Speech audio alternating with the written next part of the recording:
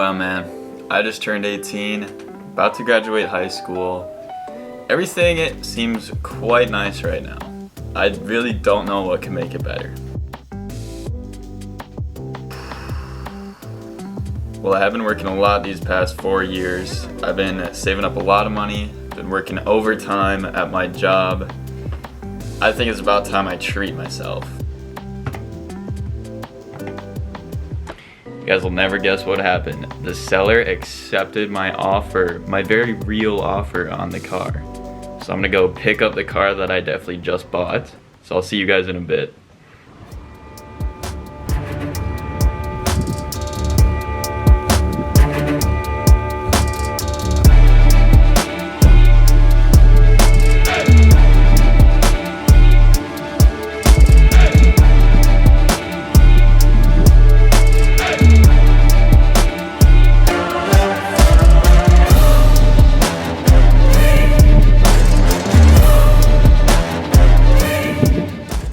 Hey guys, I hope you liked that little skit. If you couldn't tell, I don't think that buying a car is the best financial decision, especially when you're young and when you first get money. At this point in life, I think there are far better things that you can do with that money.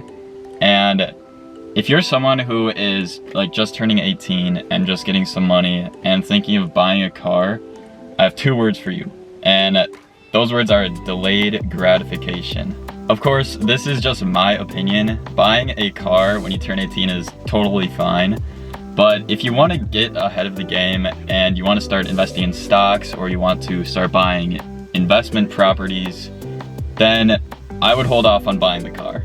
If you watch till the end of this video, I will teach you 2 things that you can do right when you turn the age of 18 that will allow your future self to end up buying a car way nicer than one you'd be able to buy right now. Now, even if you're not thinking of buying a car, I think that this video will still be very useful for you because I believe that these 2 steps are the best steps you can take right now to set your future self up for financial freedom. And tell me this, who doesn't want financial freedom in their life? I'm gonna drive home really quick to get started with the rest of this video. See you guys soon. Alrighty guys, and now that I've made it home safely, we can get on to the body of this video, and that is to tell you the 2 best steps that you can take to start off being smart with your finances. And those 2 steps are to 1, get a credit card, and 2, open a brokerage account. Now you might be thinking, Henry buddy, that's great advice, but why'd you make a whole video to tell us that? That's all we needed, right? Well, not necessarily, because if you think about it, if you try to apply for a credit card, there is a chance that you will be declined for that credit card, and that will leave you worse off than you were before. And opening a brokerage account might be easy, but after you open a brokerage account, you actually have to put money in and find stocks that will go up over time, which is no easy task. And that is why I am here, to tell you guys what credit cards to apply for that will give you the highest chance of being approved, and to tell you guys some investing strategies you can use to start off with. Alright, so let's get started right away. What credit card should you apply for as your first credit card? Now, getting your first credit card is kind of tricky because most credit card companies will require you to have some credit history if you're applying for a credit card. But if this is your first credit card, how are you supposed to have any credit history to help you get approved for that first card? Now that is where the Discover It Secure card comes in, and this card is great because it does not require any credit history because it's a special kind of card that you actually have to put money into to get a credit balance, and the minimum amount of money you can put into it is $200, and I believe the way it works is you put $200 on the card, and then that gives you a balance of $200 in credit that you can go spend to build your credit history and build your credit score. Now this money that you put into the card is called a security deposit, which is why it is called the Discover It Secure card. Now the thing that makes the Discover It Secure card unique compared to other secure cards is that it does not require any annual fee, and it also gives you a whopping 2% cashback on gas and restaurants and 1% cashback on all other purchases. And they will also double your cash back at the end of your first year using the card. So if you made enough purchases where you got to the point where you had $200 in cash back, at the end of that first year, they would send you another $200 in cash back. So you get a total of $400 in cash back for your first year.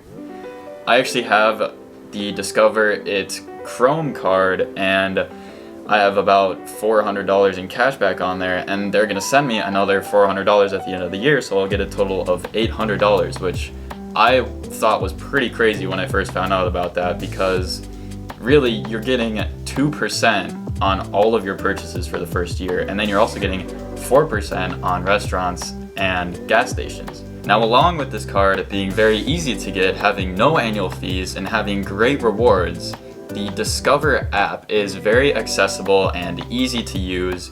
I've never had any issues with it. It is really easy to pay your bills and claim your cash back. So as long as you haven't recently declared bankruptcy and you're able to prove you have income to support your credit card bills, this is the perfect credit card to get as a beginner in credit cards. Now, after you've had your Discover It Secure card for around 6 months, you can go on to apply for a non-secure card to start actually getting more credit. There are 2 non-secure cards that I really like that you can get for your second credit card, and the first one is the Apple card and the second one is the Chase Freedom Flex card. So to start off with the Apple card, you get 1% cash back on all purchases if you use the physical card, and then you get 2% cash back on all purchases if you use Apple Pay with the Apple card. And then you get 3% cash back on certain retail stores if you use the Apple card with Apple Pay. These retail stores include Nike and of course Apple. I also like the Apple card because it feels a little more advanced than your usual credit card. For example, when you pay down your balance, it actually updates your balance immediately rather than taking 2 to 3 days for that payment to show up on your balance. Also, the Apple card pays daily cash back. So whenever a purchase is posted to your account, it pays you the cash back for that purchase immediately, whereas most credit cards, they pay your cash back once every month. Another cool feature of the Apple card is you don't actually get a hard inquiry on your credit right when you apply. You only get the hard inquiry when you are approved for the credit card and you confirm that you want the card. This is really cool because it makes applying for the Apple card completely risk-free, because you can actually see if you're approved or denied before they actually run your credit. Now we'll go back and talk about the Chase Freedom Flex card. This card also has no annual fee, and really you should never apply for a credit card with an annual fee because there's really no point. You can still get great rewards and have big credit limits even if the card has no annual fee. In my opinion, the rewards for the Chase Freedom Flex card are better than the rewards for the Apple card, because the Chase Freedom Flex card has 5% cashback on rotating categories every quarter. So every quarter you get cashback on a different category. That category can be groceries, it can be gas, it can be restaurants, it can be certain retail stores like maybe Amazon or Walmart. You also get 3% cashback on dining and restaurants and drugstores, and then you get 1% cashback on every other purchase. Another huge reward you get with the Chase Freedom Flex card is you get a free $200 if you spend $500 in your first 3 months of having the card. This is relatively easy to do if you're trying to meet that $500 goal. And a free $200 will usually go a lot farther than any of the cashback rewards you can really get. Along with all these rewards, you also get 0% intro APR for the first 15 months of having the card, but this really should not matter because if you have a credit card, you should be making your payments on time every single month. Otherwise, having the card can actually do more harm than good. So again, I think the rewards that the Chase Freedom Flex card offers are pretty insane, and this is actually going to be a card that I will be applying for in the next few months here. So there you guys have it. That was the first thing that I think you guys need to do when you turn 18. Get a credit card and start building credit. Now, the second thing you need to do is open a brokerage account. Now, let's go talk about that. Before we continue, I want to take one moment and remind you guys, if you are enjoying the video, please remember to like and subscribe to the channel. All I want to do with these videos is bring you guys value and knowledge, so if you go and subscribe to the channel, I promise you will not regret it. So to start investing some of your money, you're obviously going to need to open a brokerage account, and this is very easy to do. There are not many differences between all the different brokers out there, and as a beginner, I would suggest using either Robinhood, Webull, or TD Ameritrade. These have about all you'll need as a retail investor. And I'll leave links down below if you want to go apply for any of those brokers. And just a reminder, if you use the Robinhood or Webull link, you'll get a couple free stocks when you open the account and deposit some money. So after you have opened a brokerage account, what the heck should you invest your money in? Well, there are actually many different things you can invest your money in through these brokerage accounts. For example, you have individual stocks, you have ETFs, you have index funds, you have bonds, and even with some of these brokerages accounts, you have crypto. Now, as a beginner with no investing experience, I always suggest dollar cost averaging into a few different index funds. Alright, so I actually forgot to include this when I was first filming the video, but I just made a quick presentation here of my top 3 favorite index funds by me, Henry. Number 1, VOO. This is Vanguard's S&P 500 index fund. Number 2, VGT. This is Vanguard's technology-focused index fund. And 3, this isn't actually an index fund, but it is ARK's Innovation ETF, and I also really like to dollar cost average into this one. Thank you for listening to my quick presentation.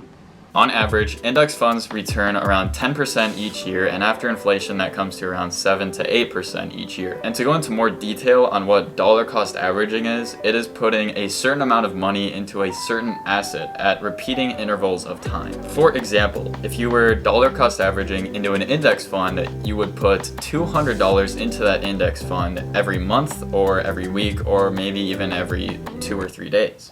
Dollar cost averaging is a great way to invest because it protects you from volatility. For example, say you invest at the high one week and then the stock goes down a little bit, but then the next week you invest at the low. Therefore, your dollar cost average is going to be right in the middle.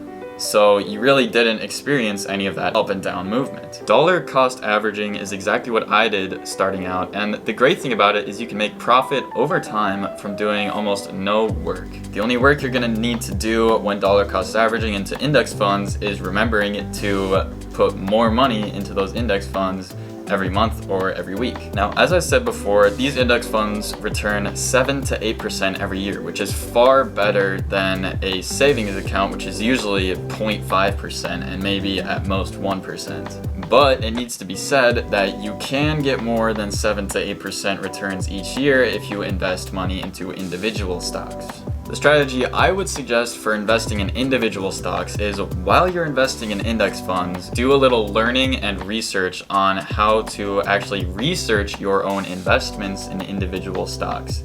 And then once you find some stocks that you really like and that you think will outperform the 7 to 8% return each year, then you can start putting a little money towards those stocks instead of putting all of your money in the index funds like you've been doing. Now, if you're wondering where you might be able to learn about making your own investments and picking your own stocks, I would suggest taking a look at the book called Laughing at Wall Street. This book is by an amateur retail investor just like you and I named Chris Camillo, who was able to turn $20,000 into over $40 million in his lifetime. The book goes over the basics of investing your own money and how you can always keep your eyes open for game-changing investment opportunities. Chris also has his own YouTube channel called Dumb Money, and I would highly suggest taking a look at that as well if you're interested in learning some things. So there you have it, guys. The best financial decisions that I think you can make when you turn 18 is number 1, getting a credit card, and number 2, opening a brokerage account and investing some of your money. These things will set you up really nicely in life because number 1, if you have a good credit score, it's easier to get a loan for a house. And if you can get a loan for a house, you can start buying investment properties, which is an amazing way to build wealth over time. And with investing, if you start getting experience in investing when you're young, that can help you out in crazy amounts later in your life. I believe that the people who do their own investing are the ones who become the wealthiest. Also, one last thing that needs to be mentioned about credit cards. If you have horrible spending habits and cannot save money for the life of you, please do not get a credit card right now because that could end horribly. You can end up in insane credit card debt. And trust me, I have heard horror stories about credit card debts. So please, if you have terrible spending habits, don't take my advice right now. Don't get a credit card just yet. First, learn how to save some money, and then after you are able to save some money, go ahead, get that credit card and start building that credit. Lastly, I have one question for you guys. If you've watched the video to this point, why have you not subscribed yet? I can tell you guys that you will not regret going down and clicking that subscribe button right now because my only goal is to put out awesome videos that give you guys value, knowledge, and entertainment. And they'll only get better from here on out. Thank you guys so much for watching, and I hope you all have an amazing rest of your day. And as always, I'll see you in the next one.